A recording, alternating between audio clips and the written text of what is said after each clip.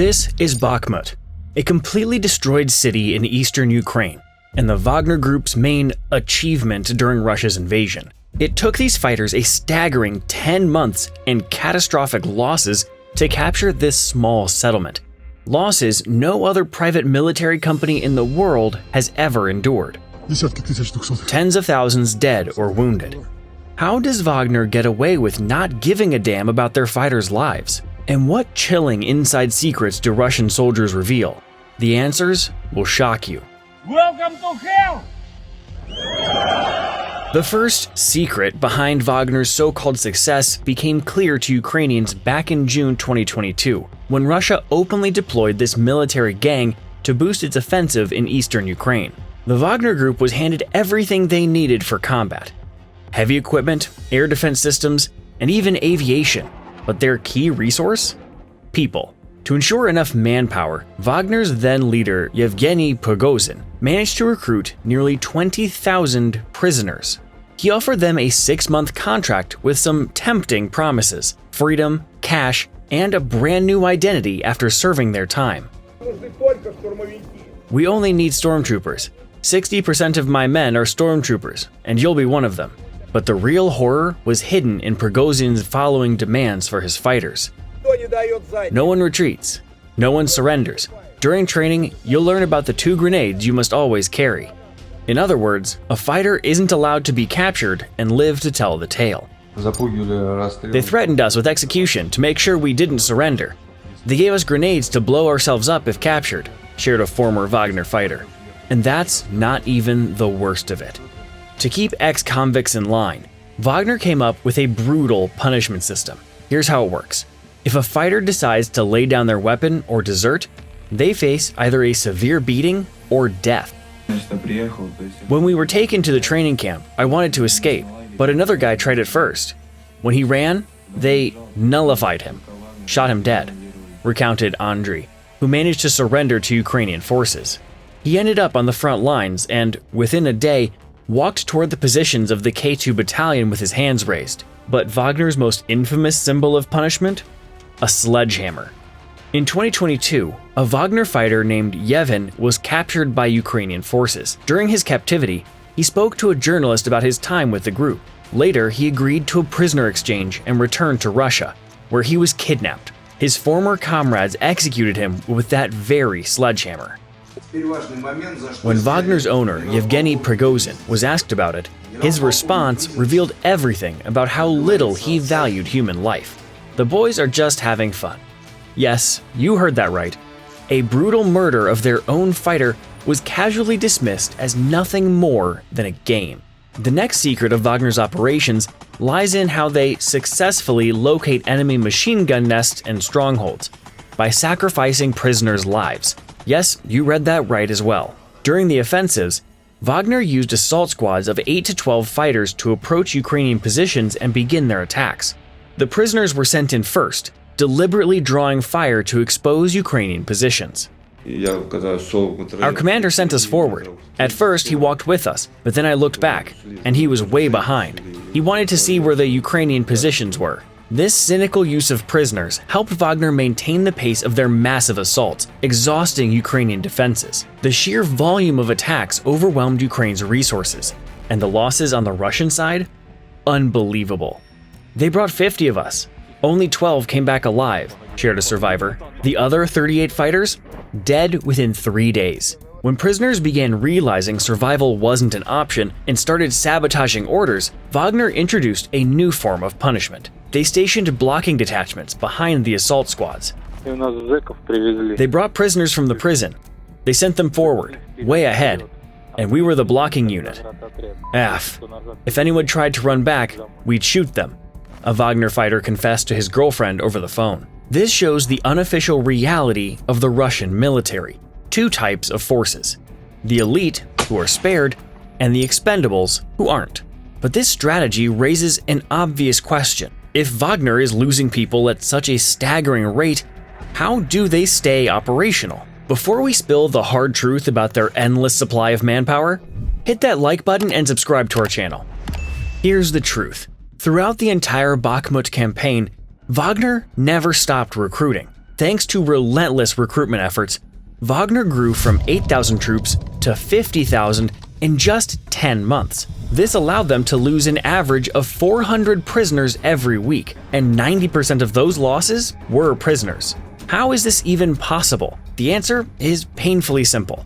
Their military training lasted just 10 to 14 days, a regular Wagner fighter brazenly told reporters. This term was echoed by 3 separate prisoners interviewed by the BBC, none of whom knew each other. To put the disaster of this kind of training into perspective, 7 to 10 days might refresh the skills of someone with combat experience, but it's laughably inadequate for training newbies. For comparison, Soviet conscripts heading to Afghanistan were trained for 4 to 6 months. The logic? If you're sending a soldier you fully expect to lose in their first week, why waste time training them? Makes sense, right? I arrived on October 3rd. Spent all my time in training, and by the 14th, they sent me here, to Ukraine, shared one recruit. This utter disregard for personnel doesn't come without consequences. Occasionally, Wagner fighters turn on their own.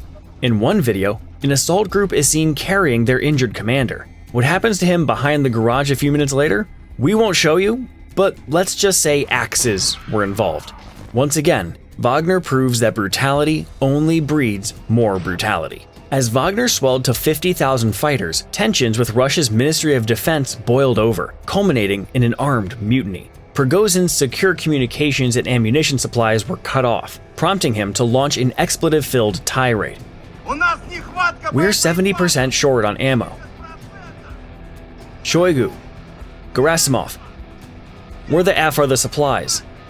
Prigozhin's march on Moscow ended in negotiations, amnesty, and disarmament. This is Russia, after all, and by August 2023, the Kremlin delivered its payback, shooting down Prigozhin's plane with air defense missiles. The Wagner Group was subsequently reorganized. Some fighters were absorbed into the Russian army, while others were shipped off to Africa. Beyond neutralizing the threat of another mutiny, Moscow had another motive. Wagner was raking in $2.5 billion a year for Russia by mining gold in Africa. But Wagner's golden expeditions came to a screeching halt in 2023. Someone decided it was time to settle the score for their crimes against Ukrainians, and their gold rush turned into a fight for survival. During an attempted coup in Sudan, Wagner and other anti-government forces faced an unexpected opponent and fierce resistance. According to the Wall Street Journal, Sudan's leader reached out to Zelensky for help.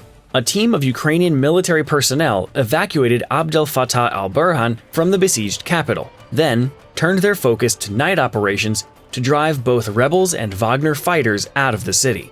During the battles in Omdurman, Ukrainian forces got a chance to speak to a Russian Wagner fighter. Here's what the guy told him. Rank, soldier. Unit, Wagner Group. How did you get to Sudan? Traveled through the Central African Republic to Khartoum. Mission? To overthrow the local government. Ukrainian forces also carried out strikes using FPV drones, with the process coordinated via DJI Mavic 3 drones. On the controller screen of the latter, English and Ukrainian text was visible, including the word stop. Following these successful operations in Africa, the Ukrainian side neither confirmed nor denied involvement. Instead, the head of Ukraine's military intelligence commented to journalists, "I've been openly saying for a year now that all Russian war criminals who have fought, are fighting, or plan to fight against Ukraine will be punished anywhere on the globe.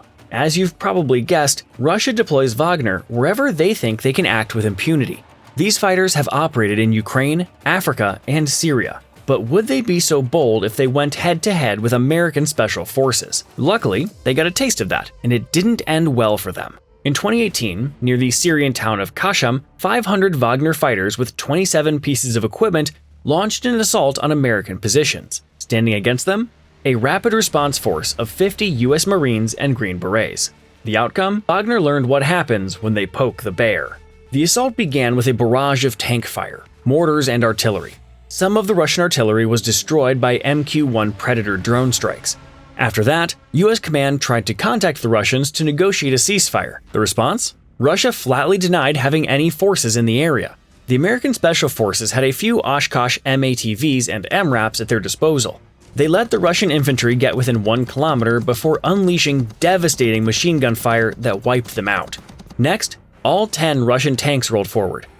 The Americans, without a single anti-tank missile system, relied on 2 pairs of AH-64 Apache attack helicopters. The Apaches obliterated 9 out of 10 tanks and destroyed 6 artillery pieces from the Russian armored group.